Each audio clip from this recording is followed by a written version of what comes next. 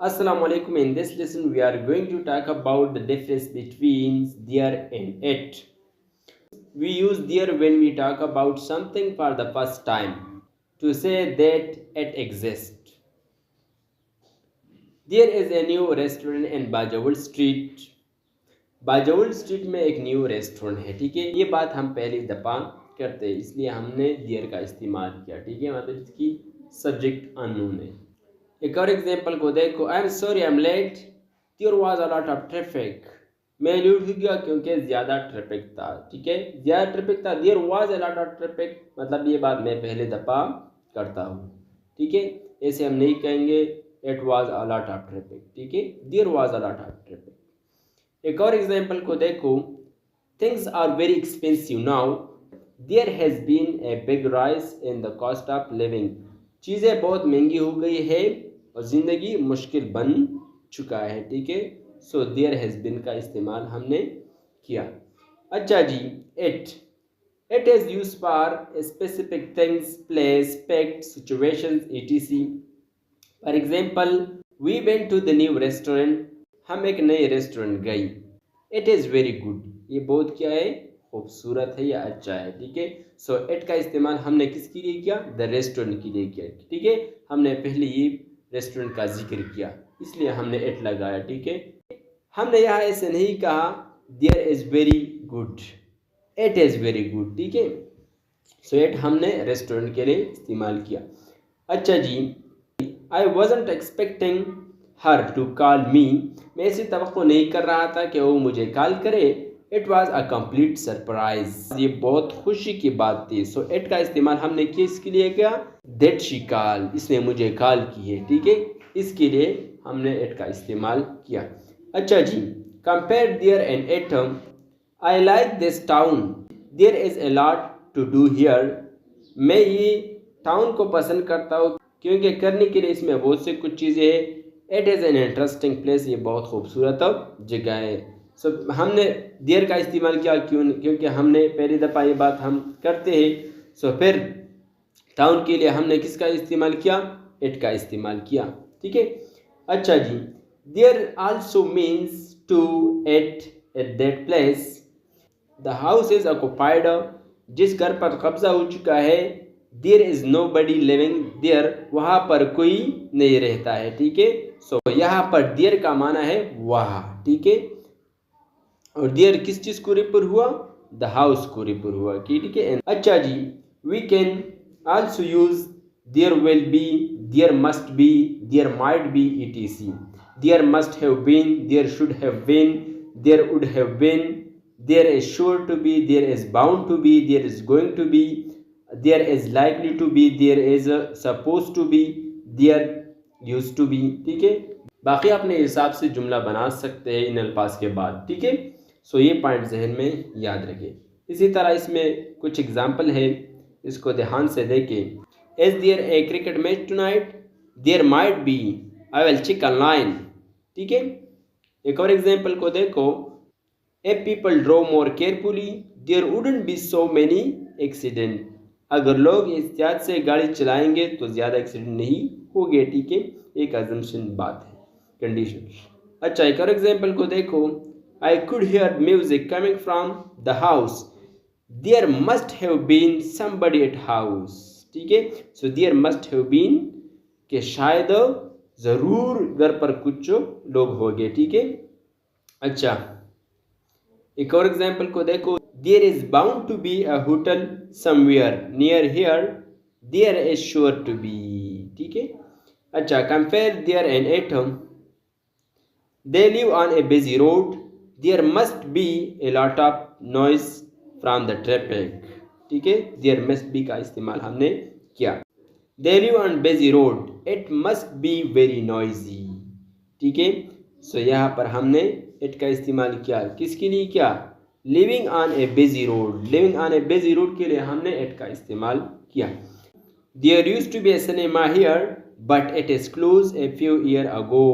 यहाँ पर एक सिनेमा हुआ करते थे लेकिन कुछ सालों से वह बंद है. That building is now a supermarket. It used to be a cinema. It हमने किसके लिए इस्तेमाल किया, that building के लिए किया. ठीक है, अच्छा, there is sure to be a cricket match tonight but it is sure to be finished. ठीक है, सो एट का इस्तेमाल हमने किसके लिए किया? द क्रिकेट मैच के लिए किया। So I hope you learn the difference between there and it. So if you like this lesson, please subscribe and stuck with us for the next lesson. Thank you so much. Assalamu alaikum. In this lesson, we are going to talk about the differences between some and any. So let's get started. Point number one, in positive sentence, we use some. Also, somebody, someone, something in positive sentence. ठीक है? And in also, anybody, anything, etc. in negative sentences.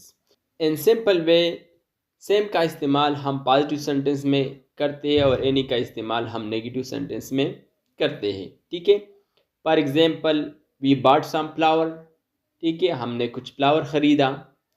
So how we can say in negative sentence, we didn't buy any flower. हमने कोई flower ख़रीदा नहीं। सो तो negative sentence में हमने any का इस्तेमाल किया। इसी तरह एक और एग्जांपल को देखो, he is busy, he has some work to do. So he is lazy, he never does any work. ओहो सुस्त है, इसने कभी कोई काम नहीं किया। नेगेटिव सेंटेंस में हमने एनी का इस्तेमाल किया और पॉजिटिव में हमने सेम का इस्तेमाल किया। There is somebody at the door, positive sentence somebody. ठीक है, negative sentence there isn't anybody at the door. ठीक है, एनीबडी का इस्तेमाल हमने नेगेटिव में किया। अच्छा, we use any in the following sentences because the meaning is negative. For example, she went out any money. So it's mean that she didn't take any money with her. ठीक है, so इसके पास पैसे नहीं थे, वो बगैर पैसों बाहर गया। He refused to eat anything. It's mean that he didn't eat anything. It is very easy exam. Hardly anybody failed. So it mean that almost nobody fails. ठीक है, अच्छा, next point, we use both some and any in questions. We use some, somebody, something to talk about a person or things that we know exist or we think exist. ठीक है, या हमको पता है कि इसके वजूद है या हम सोचते हैं कि इसकी वजूद है, मतलब इसकी एग्जिस्टेंस है। For example, are you waiting for somebody? I think you are waiting for somebody. We use some in questions when we ask for or upper things. For example, can I get some sugar please? क्या मैं कुछ चीनी हासिल कर सकता हूँ? So there is probably some sugar that I can get. ठीक है, so यहाँ पर कोई चीनी है इसलिए मैं कहता हूँ कि मुझे सॉल्ट चाहिए, चीनी चाहिए। ठीक, सो यहाँ पर सेम का इस्तेमाल किसके लिए हुआ? आस पास, मतलब रिक्वेस्ट के लिए हुआ। Would you like something to eat? आप कुछ चीज़ खाना पसंद करते हो? So there is something to eat, so यहाँ पर कुछ चीज़ खाने के लिए है। अच्छा, but in most questions we use any. ज़्यादा सवालात में हम एनी का इस्तेमाल करते हैं। We do not know if the things or person exist. हमको पता नहीं है कि चीज़ या शख्स इसके वजूद है या नहीं। For example, do you have any luggage? आपके पास कोई सामान है? So maybe you do, maybe not, शायद इसके पास हो या ना हो। ठीक है, is there anybody in the house? Maybe there is, maybe not. ठीक है, हाइपोथेटिकल क्वेश्चन के लिए हम एनी का इस्तेमाल करते हैं, मतलब किसी चीज़ के बारे में हमें एग्जैक्ट पता नहीं है। लेट मी नो, मुझे जाने। इफ़ यू नीड एनीथिंग, अगर आपको किसी चीज़ की ज़रूरत है तो मुझे बता दीजिए। If anyone has questions I will be please to answer them. अगर किसी बंदे के पास क्वेश्चन हो तो मैं खुशी के साथ इनका जवाब दे सकता हूँ। The police want to speak anyone who saw the accident. So if there is anyone, अगर वहाँ पर कोई बंदा हो तो पुलिस इससे जानकारी चाहते हैं। If you like this lesson please stick with us for the next lesson. Thank you so much.